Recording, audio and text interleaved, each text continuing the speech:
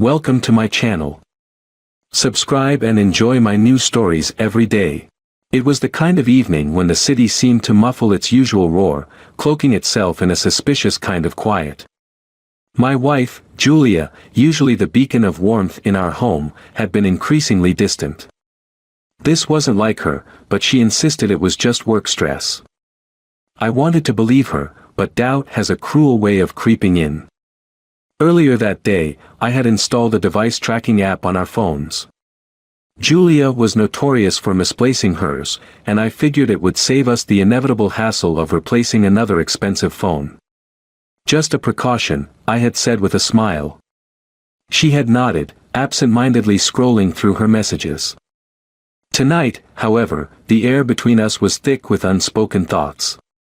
She had missed dinner without a call, and now, hours later, she wasn't picking up her phone. Concern edged into frustration. I opened the tracking app, half expecting to see her phone pinging from her office downtown. Instead, it showed her location at our apartment. Confusion set in. I paced around the living room, trying to piece together her silent narrative. The apartment was dark, save for the city's glow seeping through the blinds. That's when a faint vibration caught my attention. It was coming from beneath the couch cushions. I reached in and pulled out Julia's phone. My heart sank. If her phone was here, where was she? I tried to quell the rising panic by rationalizing her absence. Maybe she stepped out to clear her head. But the uneasy feeling gnawing at my insides wouldn't relent. I decided to search the building, hoping to find her nearby. As I exited our apartment, the sound of muffled laughter drew my attention. It was coming from 2 floors down. Approaching cautiously, I recognized the voice. It was Julia's, but lighter, carefree, a version of her I hadn't heard in weeks. My hand trembled as I raised it to knock, but I hesitated. Instead, I pressed my ear against the door. The laughter continued, intertwined with a deeper tone that I soon recognized. Our neighbor, Mark. Betrayal sliced through me sharper than any physical pain could. This wasn't just a simple mistake, it was a deliberate, ongoing deception. As I stood there, the foundation of our marriage crumbled beneath the weight of her laughter. I returned to our apartment, numb. The tracking app, meant to safeguard us from minor losses, had unveiled the greatest loss of all. Julia eventually came home, her face flushed with a glow I hadn't seen in months. She started to speak, but I cut her off. Save it, Julia. I know about Mark. The color drained from her face. She reached for me, tears welling up, but I stepped back, my decision crystallizing in that instant. I would not let this betrayal define me. I would reclaim my life, starting with severing the bond that tethered us in deceit. I want a divorce, I said, the words tasting of freedom and bitter loss. Julia sobbed, pleading for forgiveness, but my resolve was ironclad. As she begged for a second chance, the blueprint of my revenge unfolded in my mind. She had taken the love I gave and threw it away. Now, I would ensure she understood the full extent of her mistake, not through vengeance born of anger, but through the cold, calculated reclamation of my own life. As she left our home for the last time, the door closing echoed like a final goodbye to the life I thought we had. I was alone, but for the first time in a long while, I felt the stirrings of a new beginning, unencumbered by deceit. The morning after I demanded the divorce, the apartment felt cavernous, a hollow shell of the life we once shared. Julia's absence was palpable, but it was the silence that spoke loudest, echoing through the empty halls with a mocking tone. I couldn't stay there, haunted by the ghosts of her betrayal. I needed a plan, one that would not just sever ties but ensure she understood the gravity of her deception. After a restless night, I headed to the cafe down the street. The familiar buzz of the coffee grinder and the smell of fresh pastries provided a small comfort. As I sipped my coffee, my thoughts turned to the legal and personal steps I needed to take. The divorce was just the beginning. "Can't believe she'd do this to you, man," said Mike, an old friend who happened to be at the cafe. He had seen my distress call on social media and reached out. Yeah, well, believe it. I saw it with my own eyes, I replied, the bitterness evident in my voice. What's your plan? Mike asked, concern lining his face. First, the practical stuff. I'm moving out. Then, I'm freezing our joint accounts until the divorce is settled. She shouldn't get a free ride on my dime after what she did, I said, my voice hardening with each word. Mike nodded, understanding flashing in his eyes. Need help with the move? Appreciate it, but no. I need to do this part on my own. I paused, thinking about the next steps. But I could use some advice on something else. Shoot. It's her career, I began, the scheme taking shape in my mind. She's up for a big promotion, head of her department. What if she didn't get it because the board heard rumors of her instability? Affairs, lack of focus, maybe questions about her judgment. Mike raised his eyebrows, a slow grin appearing.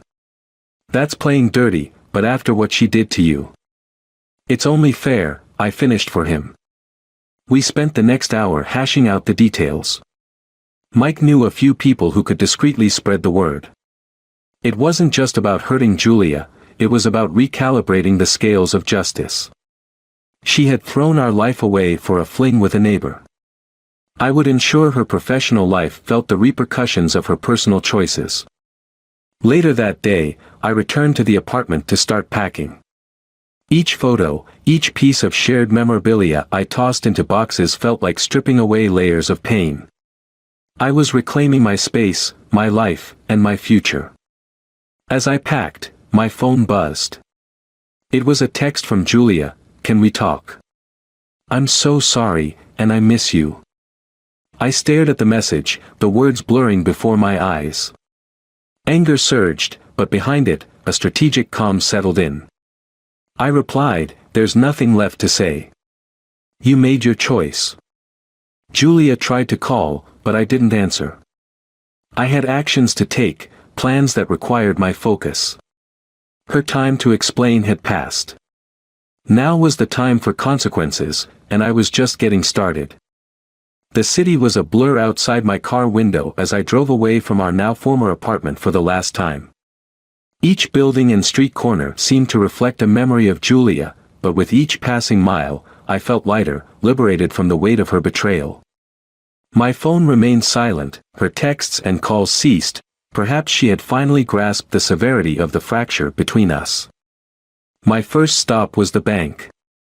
The crisp air hit me as I stepped out of the car, steeling myself for what was to come. Inside, I met with the bank manager, a middle-aged woman with a sympathetic gaze. "I need to discuss my joint accounts and safe deposit box," I explained. "My wife and I are separating, and I have concerns about shared assets." "Of course, Mr. Stevens," she said with a nod, ushering me into her office. The process was straightforward yet somber, as I detailed the financial disentanglement necessary to sever the financial ties that bound Julia and me. By the time I left, our accounts were frozen, pending divorce proceedings. The next order of business was more personal and involved a visit to Julia's workplace. As I entered the lobby of her office building, the familiar receptionist gave a start. "Mr. Stevens. Will you be joining Mrs. Stevens upstairs?" "No, just here to drop off some personal effects," I lied smoothly, holding up a small bag that actually contained copies of our bank account changes and a note explaining her indiscretions as vaguely as I dared.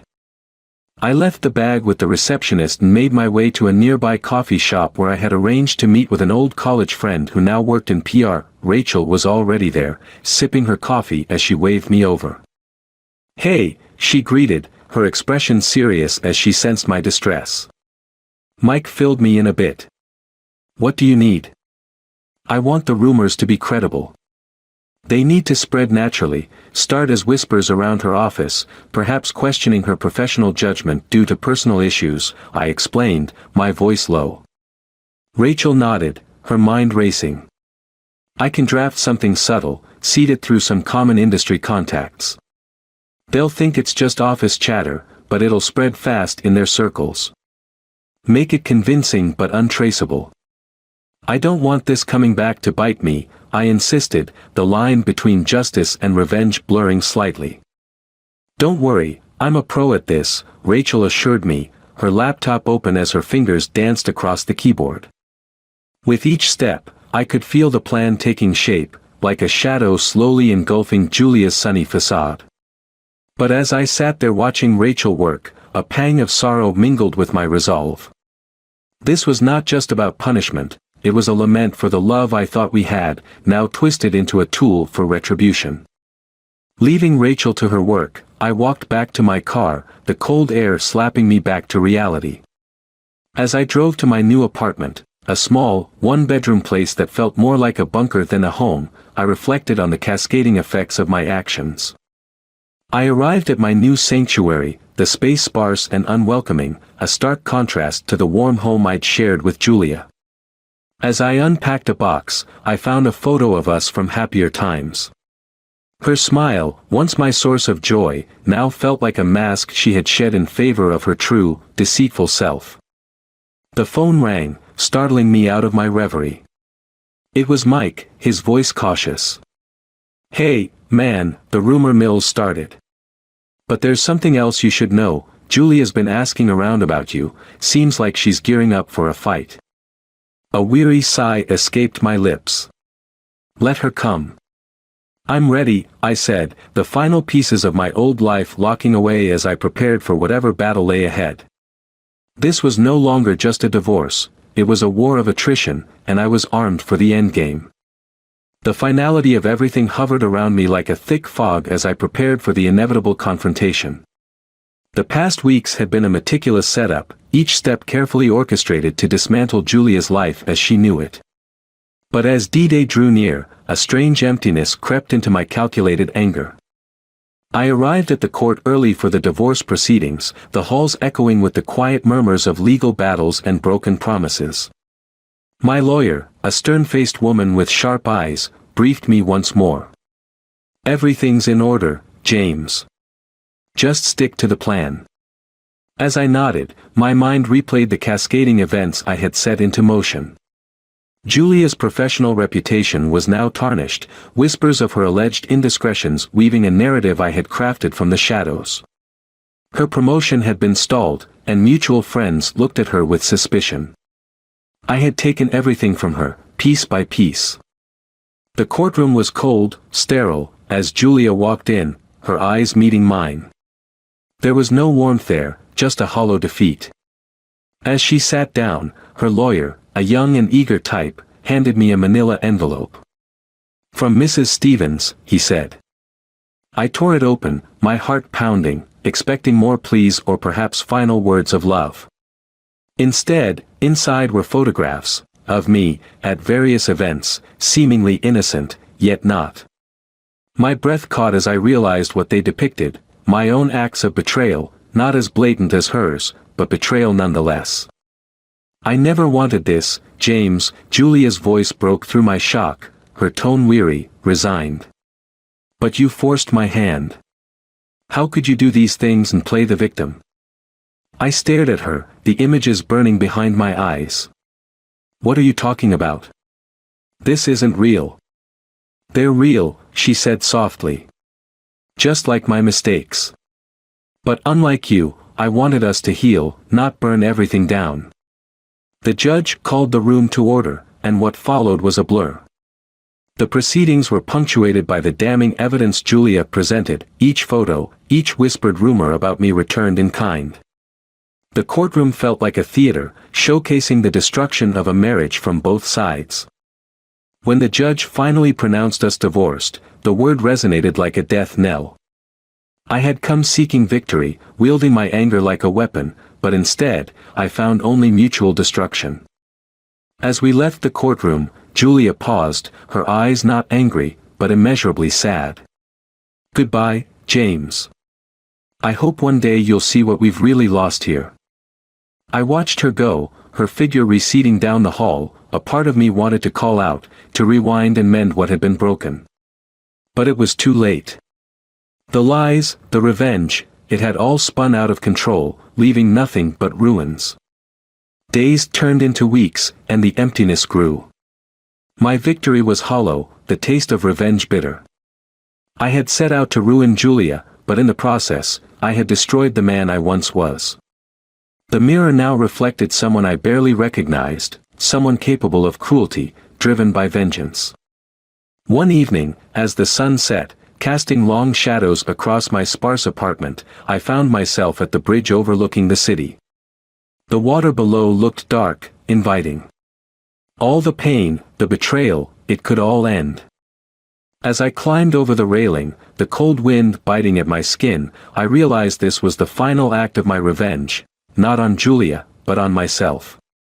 The ultimate escape from a life I no longer wanted to live.